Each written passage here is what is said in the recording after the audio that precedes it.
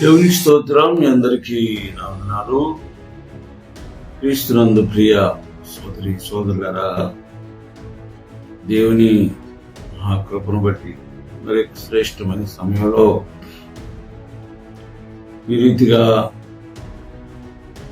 దేవుని వాక్యం కొరకు, యోహాను సువార్త ధ్యానం కొరకు ఇలాగున మీతో కలిసి ధ్యానం చేయటం సంతోషంగా ఉంది. సోదరులారా, యోహాను సువార్త 15 అధ్యాయాన్ని మనం ధ్యానం చేస్తున్నాం.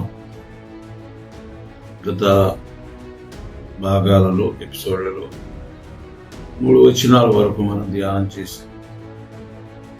ఈరోజు యోహాను సువార్త 15వ అధ్యాయం 4వ వచనాన్ని మనం చదువుకొని దేవుని ఆత్మ చొప్పున ఆయన నడిపించిన దారిని బట్టి ధ్యానం చేస్తూ ముందుకు సాగిపోదాం. ఆ భాగాన్ని నేను చదువుతాను.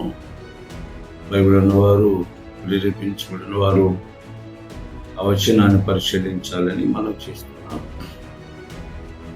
నా యందు నిలిచి ఉంది, మీ యందు నేనును నిలిచి ఉందును. తీగె ద్రాక్షావళిలో నిలిచి ఉంటేనే గాని అనంతట తాను ఎలాగ ఫలింపదో, అలాగే నా యందు నిలిచి ఉంటేనే గాని మీరును ఫలింపరు.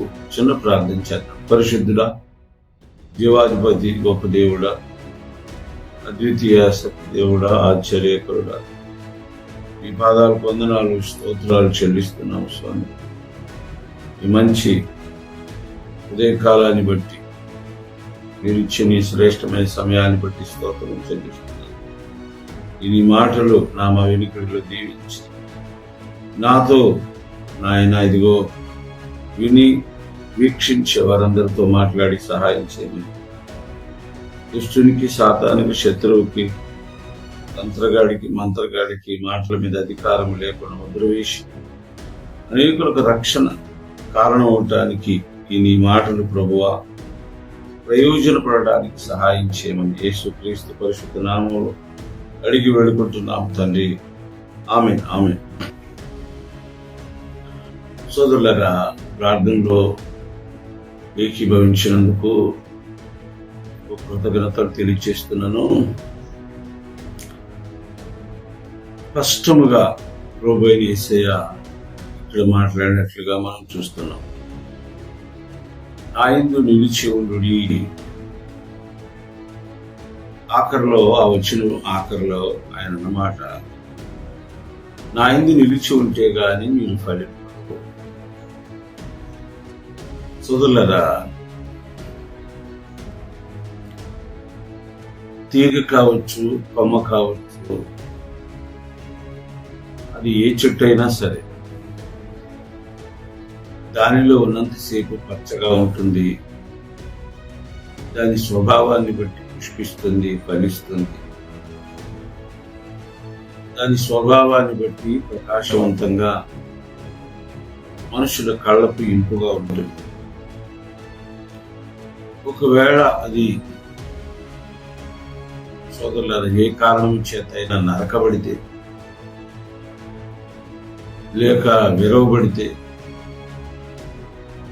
ఆ చెట్టు నుండి కావచ్చు, లేక ద్రాక్షావళి నుండి కావచ్చు, లేవ చెట్టు నుండి కావచ్చు, మరే ఇతర వృక్షం నుండి అయినా సరే ఆ కొమ్మే కానీ తీగే కానీ వేరు చేయబడితే, నరకబడితే, తీసివేయబడితే, if it pluck it out, దాని నుండి విరవబడితే సోదరులారా, started to dried and should be vanished very soon, remained for destroyed and for fire. ఏ కారణం చేతైనా ఆ కొమ్మ గాని, తీగ గాని, ద్రాక్షావళి కానీ, చెట్టులో నుంచి కానీ వేరు చేయబడితే అది ఎండిపోవటం ప్రారంభిస్తుంది. అది అగ్నిలో వేసి కాల్చబడటానికి తప్ప సోదరులారా అది దేనికి పనికిరాదని జగమెరిగిన సత్యం. మనకు తెలియంది కాదు సోదరులారా. అందుకని నా యందు నిలిచి ఉంటే గాని మీరు ఫలింపరు. ఒక కొమ్మ కానీ తీగ కానీ ద్రాక్షావళిలో కానీ లేక చెట్టులో కానీ నిలిచి ఉండకపోతే ఎలాగో ఫలింపదు. సోదరులారా, మనమందరము మనుషులము దేవుని చేతలో నిర్మాణము చేయబడి ఆయన దయచేసిన ఊపిరి వల కరుణా కనికరముల చేత మన నాసికారంధ్రములలో ఆయన ఉంచిన ప్రేమతో ఆయన ఉంచిన ఊపిరి వల ఆయన ఆత్మ వల మనం బ్రతికున్నాం. ఊపిరి ఊదినవాడు ఇప్పుడు మాట్లాడుతున్నవాడు వేరు వేరు కాదు సోదరు, both together in one personality. ఇద్దరు కలిసి ఒకే వ్యక్తిత్వాన్ని కలిగి ఆయన ఈయన వేరు కాదు. ఆయన వీరికి నరుడై, అంటే సృష్టికర్తే నరుడై,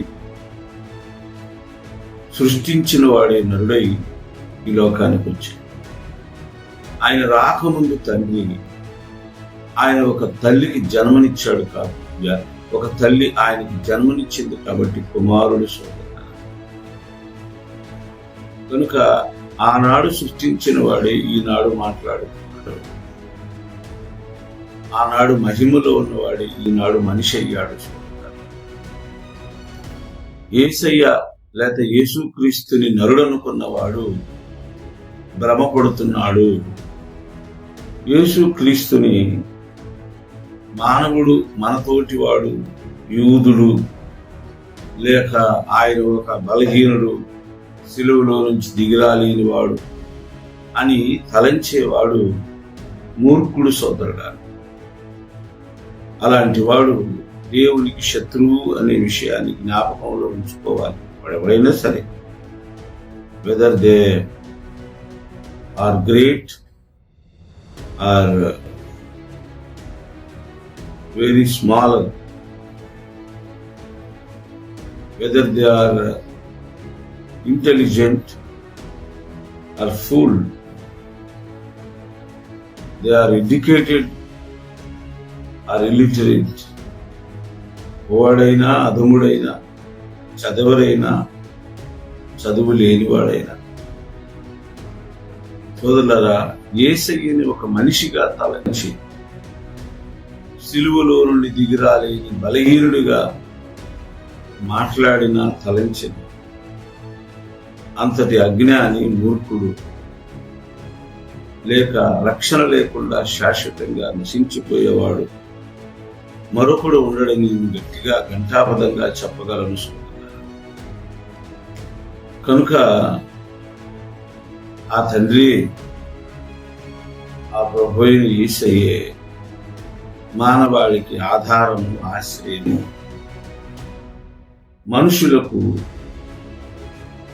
జీవాన్ని అనుగ్రహిస్తూ అచ్చగా ఉండి ఫలింపు చేస్తూ ఉన్నవాడు ఆయన మాత్రమే. విరవబడితే, తీసివేయబడితే ఆ కొమ్మకి, ఆ తీగకు పట్టిన గతి సోదరులారా మనకు కూడా పడుతుందని నేను ఖచ్చితంగా చెప్తాను. కొమ్మకు, ఆ చెట్టుకి, ద్రాక్షావళికి, ఆ తీగకున్న సంబంధమే యేసయ్యకి మనిషికి ఉంది సోదరులారా. చెట్టు లేకపోతే తీగ లేదు, ప్రభువు లేకపోతే మనిషి లేడు. అది నిలిచి ఉంటే ఎలాగూ ఫలించి ప్రాణముతో వికసించి పుష్పించి సోదరులారా ప్రయోజనపడుతుంది. ప్రభువులో ఉన్న మనము ఆయన ఇచ్చే జీవము ద్వారా జీవిస్తూ అభివృద్ధి అవుతూ ప్రకాశిస్తూ ఫలిస్తూ ప్రభువుకి పనికిచ్చే ఆయన దాసులుగా, దాసురాండ్రులుగా ఉంటాము. కనుక నిలిచి ఉండడం అంటే సోదరులారా సమీపముగా ఉండడం, ఆయనకి దగ్గరగా ఉండడం. ఒక దైవ సేవకుడు జ్ఞానం ఉంది అన్నాడు, జ్ఞానం లేకుండా అన్నాడు, తెలిసి అన్నాడో తెలియక అన్నాడో, ఏ ఉద్దేశంతో అన్నాడో కానీ ఒక బలహీనురాలని విశ్వాసి. అలా అని శరీరంలో బలహీనం కాదు, వయసులో బలహీనం కాదు, ఎత్తులో బలహీనం కాదు, అనారోగ్యాన్ని బట్టి, వయస్సును బట్టి సోదరులారా బలహీనమైన ఒక బలమైన విశ్వాసి అని అనబడే స్త్రీ ఒక ఆమె కంటే వయసులో కానీ ప్రతి విషయంలో కానీ తక్కువ స్థాయిలోనే ఉన్న ఒక దైవ సేవకుడి దగ్గరికి వచ్చి తన బలహీనతను తను చెప్పుకున్నప్పుడు ఆ సేవకుడు ఆ విశ్వాసితో అన్నమాట, నీవు దూరముగా వెళ్ళొద్దు, ఊరు విడిచి వెళ్ళొద్దు, నాకు సమీపంలో ఉండి సహోదరి అని చెప్పి సెలవించాడు. సోదరులారా, ఈ మాటలో చాలా అర్థం ఉంది. ఎలాగైతే యేసయ్య తీగ ద్రాక్షావళిలో నిలిచి ఉంటే అనే మాట అన్నాడు, అలాగే ఒక సేవకుని మాటలో అర్థం దాగి ఉంది సోదరులారా. చిన్నవాడు కావచ్చు, లేక అనుభవంలో తక్కువవాడు కావచ్చు, వయసులో చిన్నవాడు కావచ్చు, భక్తిలో చిన్నవాడు కావచ్చు, కానీ అతడు అభిషిక్తుడైతే, అతడు దేవుని చేతిలో నుండి వరము పొందిన వాడైతే,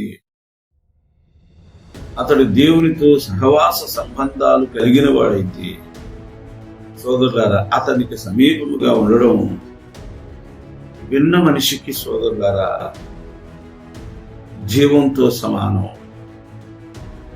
ఎలాగైతే క్రీస్తులో మనం నిలిచి ఉండి ఉన్నవైనా రాబోవైనా, ఎత్తైనా లోతైనా, పాతాళమైన పరలోకమైన ప్రభు కృప మహిమ జీవం మనల్ని కాపాడుతుందో సోదరులారా, ఒక సంఘములో నిలిచి ఉన్న స్త్రీ సేవకుడు కావచ్చు, సేవకురాలు కావచ్చు, కృపావరాలు పొందిన ఒక అభిషిక్తునికి సమీపం ఉన్న సహోదరుడైనా సహోదరైనా జీవాన్ని పొందుతూ బలపడుతూ బ్రతుకుతుంది, విశ్వాసంలో కొనసాగుతుందని చెప్పడానికి నేను సందేహించను సోదరి సోదరులా, నేను సందేహించను.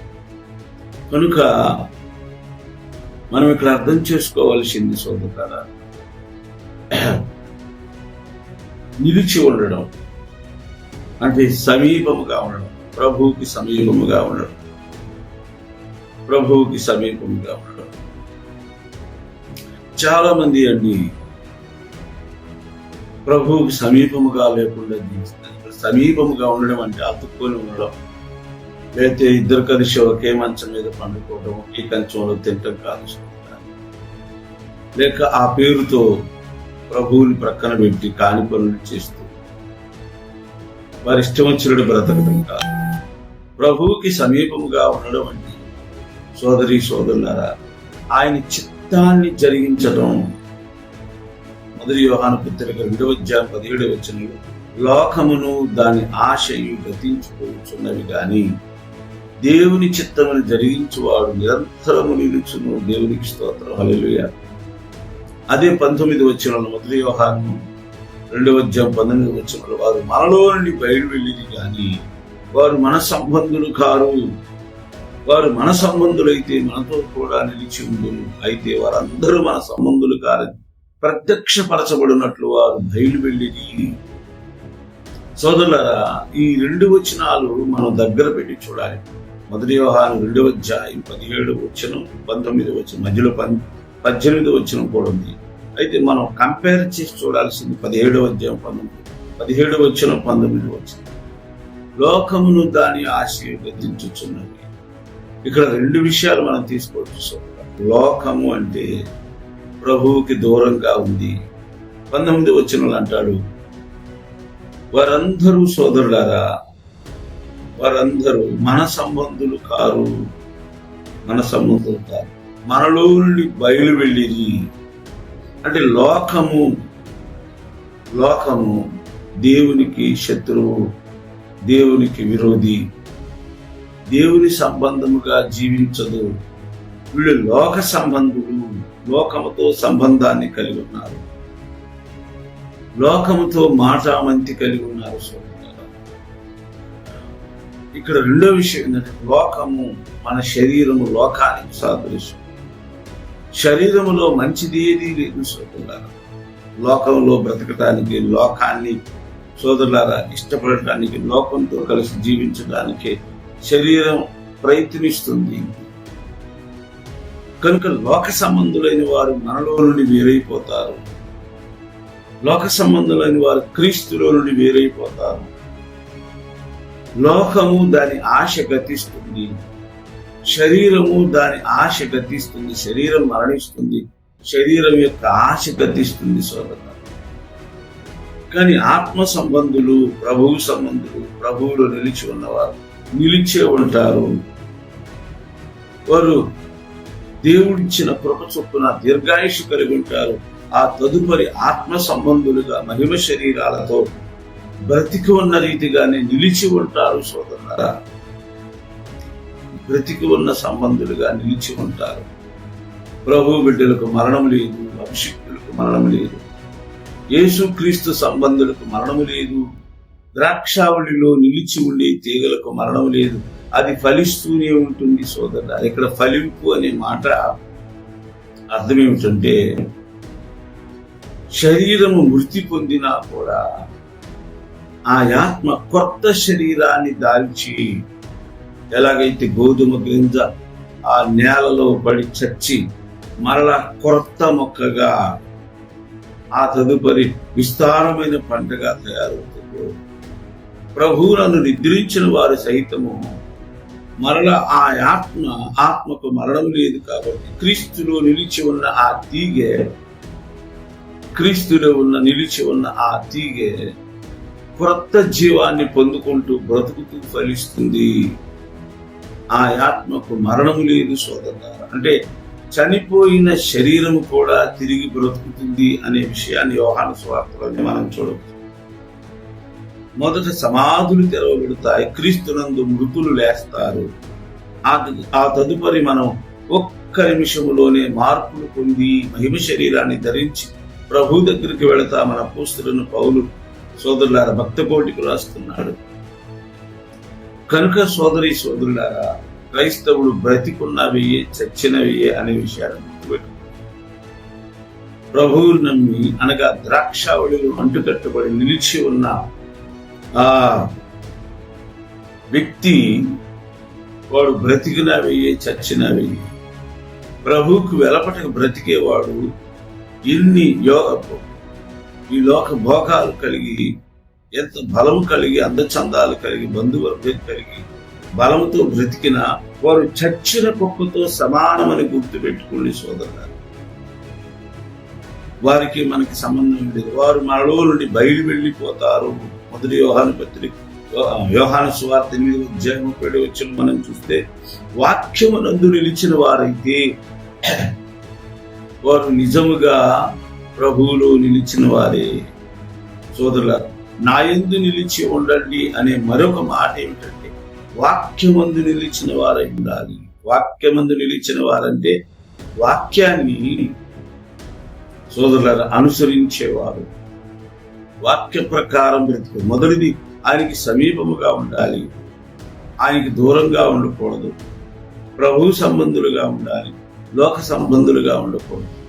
రెండవది సోదరులారా, వాక్యానికి అనుకూలంగా ఉండాలి, వాక్యమందు నిలిచి ఉండాలి. వాక్యమందు నిలిచి ఉండడం అంటే వాక్య ప్రకారం జరిగించటం, వాక్య ప్రకారం జరిగించటం. సోదరులారా, ఎవరైతే వాక్యమందు నిలిచి ఉంటారో వారు నిజంగా ప్రభువులో నిలిచి ఉండేవారు. ఒకసారి ఆ మాట నేను చెబుతానండి. కాబట్టి యేసు తనను నమ్మిన యూదులతో, మీరు నా వాక్యమందు నిలిచిన వారైతే నిజముగా నాకు శిష్యులయ్యుండి సత్యం గ్రహిస్తారు. యూదులు, ఆయన దగ్గరకు వచ్చిన యూదులతో యేసయ్య మాట్లాడుతున్నమాట, వారి మధ్యలో తిరుగుతారని బోధిస్తున్నమాట. యూదులు అనే మాట ఇక్కడ యోహాను ఎందుకు మెన్షన్ చేశాడంటే, యూదులు సత్యమందు నిలిచిన వారు కాదని ఖచ్చితంగా మీరు జ్ఞాపకం ఉంచుకోవాలి. యేసయ్యని తిరస్కరించింది ఇశ్రాయేలే. అందులో యూదులు కామన్ గా వారి పేరు యూదులని పిలువబడతారు. 12 గోత్రాలు ఉన్నా కూడా. సోదరులారా, యూదులు అనే మాట ఎందుకు వాడాడంటే, యేసయ్య యూదుడైంది కూడా, దావీదు గోత్రంలో నుండి జన్మించిన వాడే కూడా. స్పెసిఫిక్ గా ఆ మాట ఎందుకు ఆయన మాట్లాడవలసి వచ్చింది? వారే ఆయనను త్రోసివేశారు, విస్మరించారు. నీలో మేము అంటు కట్టబడము. మరొక మాట ఆయన అంటున్నాడు, నా యందు నిలిచిన వారైతే, నా వాక్యం ముందు నిలిచిన వారైతే నిజముగా నాకు శిష్యులైండి సత్యమును గ్రహిస్తారు. వారి కళ్ళ ముందు సత్యమై ఉన్న యేసయ్య కనబడుతున్నా కూడా సోదరులారా, వారు గ్రహించటంలా, ఆయన్ని అసత్యం అనుకుంటున్నారు. ప్రవక్తలు ఎవరిని గురించి ప్రవచించారో, లేక లేఖనాలు ఎవరిని గురించి ఘోషించాయో, అనాదిలో ఉన్న ఆ సత్యం వారి కళ్ళ ముందు ప్రత్యక్షమైన కూడా ఆయన సత్యమని నమ్మక, ఆ సత్యములో నిలిచి ఉండడానికి వారు ఇష్టపడక, ఆయనకు శిష్యులై ఉండక సోదరులారా, ఆయనని వారు శోధిస్తున్నారు, ఆయనని వారు శ్రమ పెట్టారు, ఆయనని వారి సంహరించాలని చూస్తున్నారు సోదరులారా. కనుక యేసే సత్యం. అందుకే స్పష్టంగా అని చెప్పి, నేనే మార్గం, నేనే సత్యం, నేనే. మీరు ఏదైతే అనాది నుంచి తెలుసుకున్నారో ఇప్పుడు ఆ సత్యాన్ని నేను తప్ప లోకంలో సత్యం లేదని స్పష్టంగా చెప్పారు ఆయన. ఈ రోజున నీకు కానీ, నాకు కానీ, లోకంలో ఏ మనిషికి కానీ, ఈ దేశంలో కానీ, ఇంకో దేశంలో భూమి మీద ఉన్న ప్రతి నరుడికి సోదరులారా, సత్యమై ఉన్నవాడు ప్రభు అయిన యేసయ్య. మీరు ఆరాధన చేసేయి, మీరు కొలిచేయి, మీరు నమ్మిని అన్ని అబద్ధాలు, లోకము, గతించిపోయేవి, నిలిచి ఉండనివి. ప్రభు ఒక్కడే నిలిచి ఉంటాడు. ఆయన నిలిచి ఉంటాడు అంటానికి సాదృశ్యం మరణాన్ని జయించాడు. మరణాన్ని జయించిన విజయ వీరుడు సోదరి సోదరుడు. శరీరాన్ని జయించడం పెద్ద విషయం కాదు, మరణాన్ని జయించడం విషయం. మరణాన్ని జయించిన వాడు ఎన్ని శరీరాలనైనా ఉంటాడు, ఎన్ని శరీరాలైనా ఆయన సొంతం, ఎన్ని శరీరాలతోనైనా ఆయన ప్రత్యక్షం కాగలడు. అది నీ రూపంలో, నా రూపంలో, మన తండ్రి రూపంలో, లేక పితృలైన గొప్పవారి మహిమా స్వరూపులైన వారి రూపంలో. So in one shot he overcame all the power. He defeated the death. ఏది మనుషులకు శత్రువు, ఏది బ్రతికున్న వారికి శత్రువు, ఏది పుట్టిన వారికి శత్రువు, దాన్ని జయించేశాడు సోదరుడా. అయితే ఎవరు ఆయన నిలిచి ఉన్నారంటే ఆయన నమ్మిన వారు. తర్వాత సోదరులారా, పునాది మీద కట్టబడిన వారు, దాని మీద స్థిరముగా నిలబడిన వారు. ఆ పునాది మీద కట్టబడి విశ్వాసములో నుండి తొలగిపోక, నిరీక్షణలో నుండి తొలగిపోక, ప్రభు అయిన యేసుక్రీస్తే రక్షకుడు, దేవుని కుమారుడు, మన కొరకు మరణించాడు, మృతుడి అయి తిరిగి పునరుద్ధారుడయ్యాడని ఎవడైతే గట్టిగా ఆ విశ్వాసం మీద నిలబడతాడో వాడు కూడా యేసునందు నిలిచిన వాడే. అలా నిలబడితేనే ఫలిస్తారు సోదరుల. పునాది ఏమిటా పునాది? సోదరులకు కొలసిలు రాసిన పత్రిక 1:23 నేను చదువుతాను. పునాది మీద కట్టబడిన వారై స్థిరముగా ఉండి, మీరు విన్నట్టు ఆకాశం క్రింద ఉన్న సమస్త సృష్టిలో ప్రకటింపబడినట్టు ఈ సువార్త వలన కలుగు నిరీక్షణ నుండి తొలగిపోక శ్వాసమందు నిలిచిన ఇది మీకు కలుగును. పౌలను నేను ఆ సువార్త పరిచారకుడిని అయితే దేవునికి స్తోత్రం. హల్లెలూయా.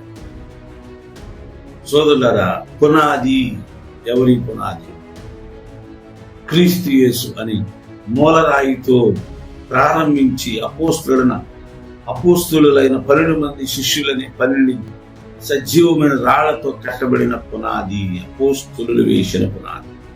ఆ పునాదికి మూలరాయి ప్రభు యేసుక్రీస్తు. మొట్టమొదటి సోదరులారా, త్యాగశీలి, బలి అయిపోయిన వాడు, సంఘము కొరకు ప్రాణం పెట్టిన వాడు ప్రభు యేసయ్య. మరణాన్ని జయించి లేచాడు. తరువాత 12 మంది శిష్యులు మరణించారు, చంపబడ్డారు, హతసాక్షులయ్యారు. వీరందరూ కలిసి వేసిన పునాది. ఎవడు కట్టినా దాని మీదే కట్టాలి, ఎవడు కట్టబడినా దాని మీదే కట్టబడాలి. సోదరులారా, క్రీస్తు అనే మూలరాయితో వేసిన ఆ పునాది మీద ఎవరు స్థిరముగా నిలబడతారో, ఎవరు నిరీక్షణ తొలగించుకోకుండా విశ్వాసమందు సోదరులారా నిలిచి ఉంటారు, విశ్వాసం పోగొట్టకుండా ఉంటారు, వారు యేసునందు నిలిచిన వారు ఫలిస్తారు సోదరులారా, వారు ఫలిస్తారు. ఆ తర్వాత మొదటి నుండి వినినది ఎవరు సోదరులారా గట్టిగా పట్టుకుంటారో, మొదటి నుండి వినిన దానిలో ఎవరైతే నిలిచి ఉంటారో వారు క్రీస్తులో నిలిచి ఉన్నవారు, వారే ఫలిస్తారు సోదరులారా. మొదటి యోహాను పత్రిక 2:24 మొదటి యోహాను పత్రిక 2:24 అయితే మీరు మొదటి నుండి దేనిని వింటురో అది మీరు నిలవనీయుడి. మీరు మొదటి నుండి వినినది మీలో నిలిచినలా మీరు కూడా కుమారుని యందును తండ్రి యందును నిలిచెందును. దేవునికి స్తోత్రం. హల్లెలూయా. మొదటి నుండి విన్నది ఆయన సువార్త, మొదటి నుండి విన్నది ఆయన వాక్యము సోదరులారా. ఏదైతే మొదటి నుండి విన్నారో దానిలో నిలిచి ఉండాలి. చాలా మంది అండి వింటారు, మారుమనసు పొందామంటారు, బాప్తిసం పొందామంటారు, ఆ తదుపరి వెళ్ళిపోతారు, ప్రభువుకు దూరంగా వెళ్ళిపోతారు, దేవుని సంఘాన్ని మరిచిపోతారు, దేవుని యందు విశ్వాసాన్ని విడిచిపెడతారు సోదరులారా. దేవుణ్ణి మరిచిపోయిన వారై దానిలో నిలిచి ఉండక, ఏది వింటారో దానిలో నిలిచి ఉండక ప్రభువు నుండి దూరంగా వెళ్ళిపోయి విగ్రహారాధికులై తిరిగి మళ్ళా సత్యమందు నిలిచిన అనుభవం లేకుండా లోకానుసారమైన జీవితం, శరీరానుసారమైన జీవితం, లోకాన్ని మళ్ళీ ప్రేమిస్తూ, లోకాన్ని స్నేహిస్తూ, లోకానుసారమైన జీవితాన్ని జీవిస్తారు. వారు కూడా ప్రభువునందు నిలిచిన వారు కాదు. మారుమనసు పొంది బాప్తిసం పొంది సోదరుల ఏదో అయిపోయింది, మేము రక్షణ పొందేశామని చెప్పి ఆత్మ సంబంధమైన అనుభవం లేకుండా, వాక్యమందు నిలిచి ఉండకుండా, ప్రభువు సాక్షులుగా నిలబడకుండా, ప్రభు మహిమార్థమే బ్రతకకుండా సోదరుల వరిష్టానుసారంగా జీవించేవారు క్రీస్తునందు నిలిచిన వారు కాదు సోదరుల. ఇంకా మనం జాగ్రత్తగా గమనిస్తే హెబ్రీయులకు రాసిన పత్రిక 3:6 ఆయన ఇంటి యందు నమ్మకంగా ఉన్నవాడు కూడా ఆయన యందు నిలిచి ఉన్నవాడే. ఆయన ఇంటి యందు నమ్మకంగా ఉండాలి. అది బోధించేవాడు కావచ్చు, సేవకుడు కావచ్చు, పరిచారకుడు కావచ్చు, సాక్ష్యం ఇచ్చేవాడు కావచ్చు, సంఘములో ఏదో ఒక దాని కొరకు నియమించబడిన వాడు కావచ్చు. ఆయన ఇంటి యందు నమ్మకంగా ఉన్నవాడు అంటే ఆ ఇల్లు బాగు చేసేవాడు, ఆ ఇల్లు నిలబెట్టేవాడు. చాలా మంది అండి నమ్మి వారికి ఇంటిలో పెత్తనం ఇచ్చినప్పుడు, నమ్మి వారిని సేవలో ఏదో ఒక స్థానంలో నిలబెట్టినప్పుడు ఆ ఇంటిని పాడు చేసి వెళ్ళిపోతారు.